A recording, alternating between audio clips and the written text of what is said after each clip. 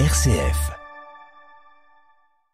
Une fois de plus, nous avons le plaisir de recevoir le chanoine Tony Frison, qui est le vicaire épiscopal pour Bruxelles. Bonjour Tony. Bonjour Renzo. Alors nous sommes en avril, c'est-à-dire que bientôt vont se clôturer les candidatures, je dirais, les inscriptions pour les pèlerinages qui vont avoir lieu cet été. Et le service diocésain des pèlerinages, il faut le dire, c'est une belle et ancienne affaire, avec des pèlerinages à Lourdes, à Assise, même en Terre Sainte.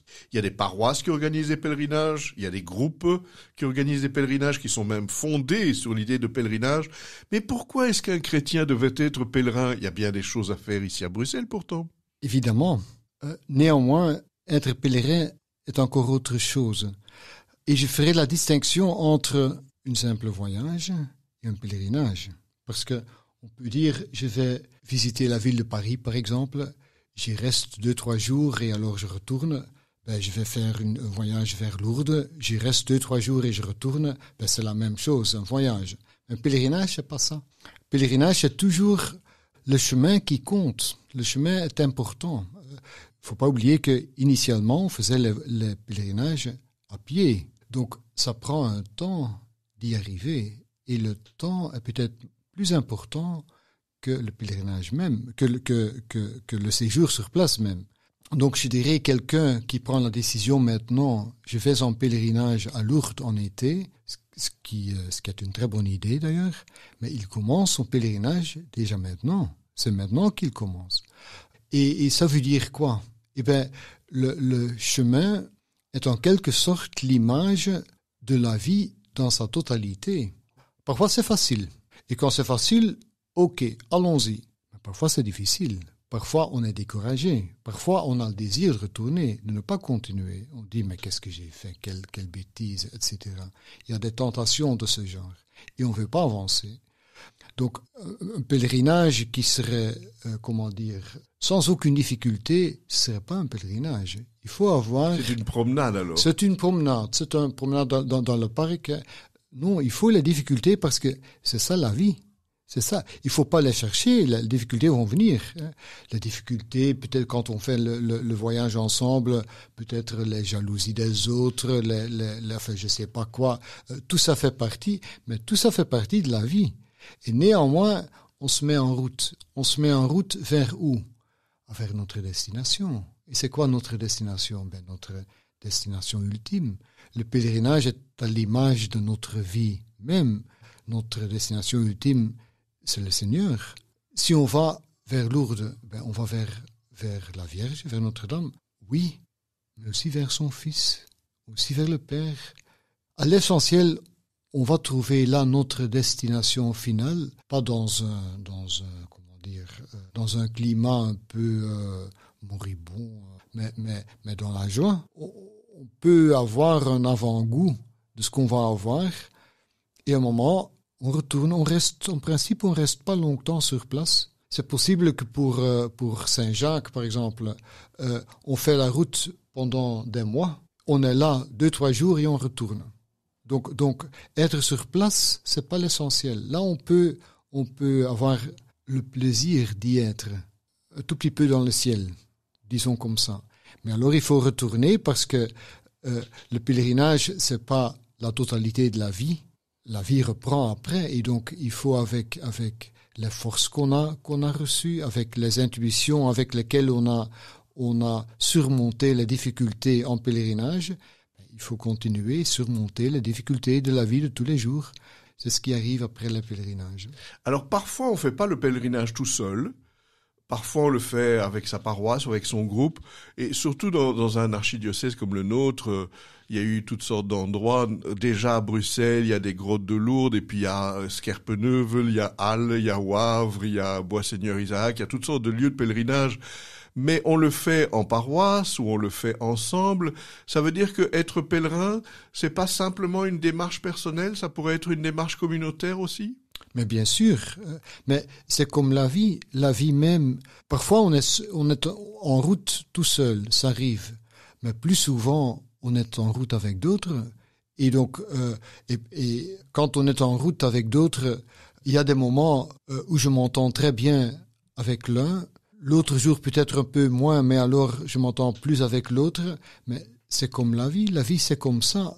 On rencontre les gens. Il y a des gens qui font le même chemin que nous.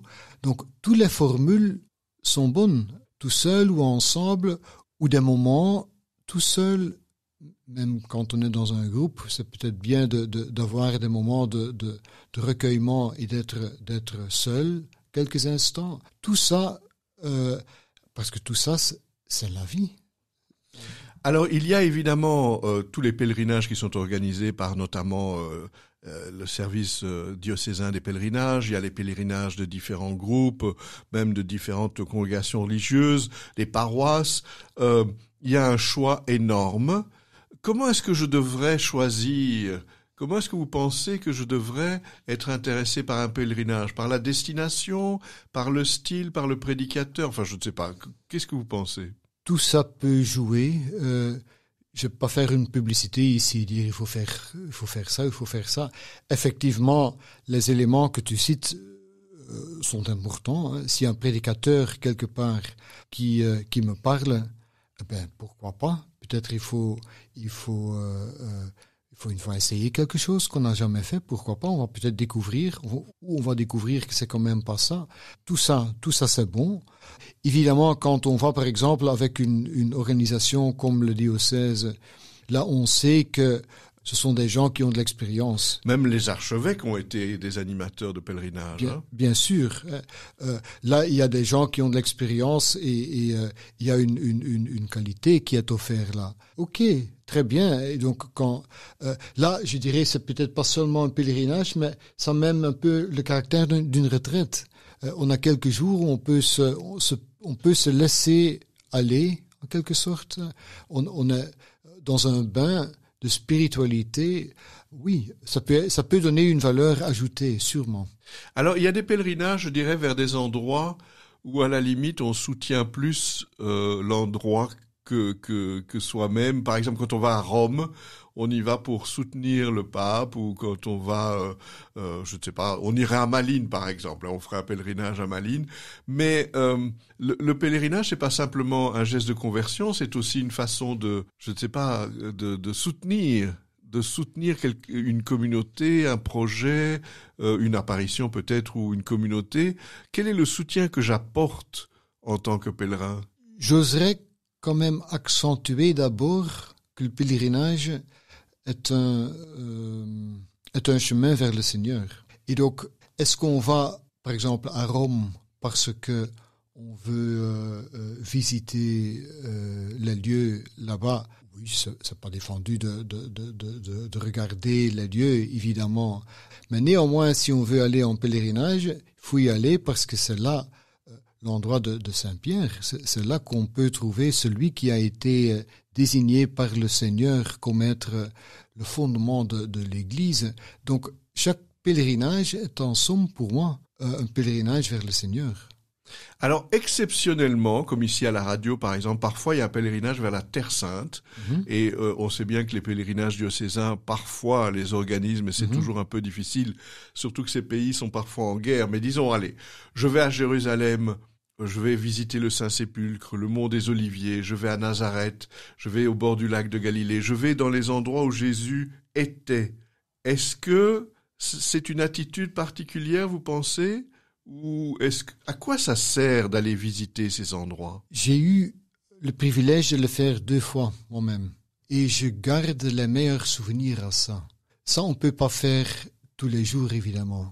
Peut-être qu'il y en a qui, peut-être pour des raisons professionnelles ou autres, qui doivent le faire assez souvent. Mais un vrai pèlerinage, donc je veux pas dire un voyage vers là-bas, mais un vrai pèlerinage avec effectivement toutes les difficultés qu'il y a maintenant, parce que c'est pas rien d'aller en Terre Sainte maintenant avec toutes les difficultés qu'il y a.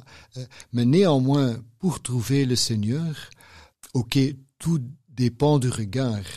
Si on va avec le regard d'un touriste pour voir c'est où, c'est ici, ok, mais il y a plus grand chose à voir, non. Alors c'est possible qu'on voit rien du tout.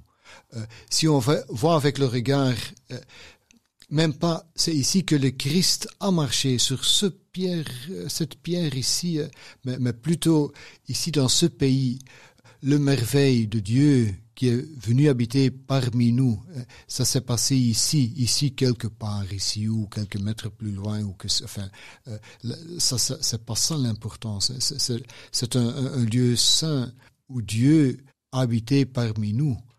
Alors ça peut être effectivement un pèlerinage où on rencontre le Christ. Alors, je vous rappelle que vers le mois de mai, c'est là un peu la clôture de toute une série de candidatures et d'inscriptions aux pèlerinages qui auront lieu en été et même en automne, ça dépend un petit peu des endroits. N'hésitez pas en tout cas à vous inscrire si vous avez la possibilité de le faire ou même à rendre service à ces pèlerinages si bien sûr vous avez le temps. Nous étions en compagnie du chanoine Tony Frison qui est le vicaire épiscopal pour Bruxelles. Merci beaucoup Tony, à bientôt. À bientôt Enzo.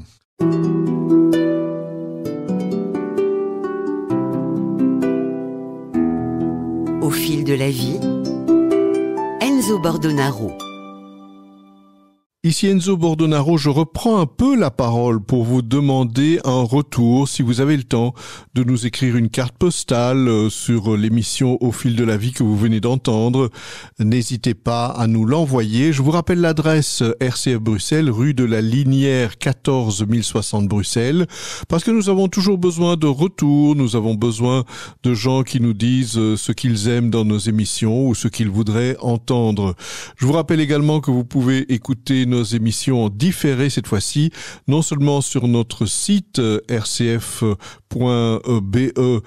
avec évidemment l'onglet de Bruxelles, mais aussi sur d'autres pages de réseaux sociaux comme Facebook, Instagram, LinkedIn, Spotify ou encore d'autres pages de réseaux sociaux. N'hésitez pas à nous laisser un message. À bientôt.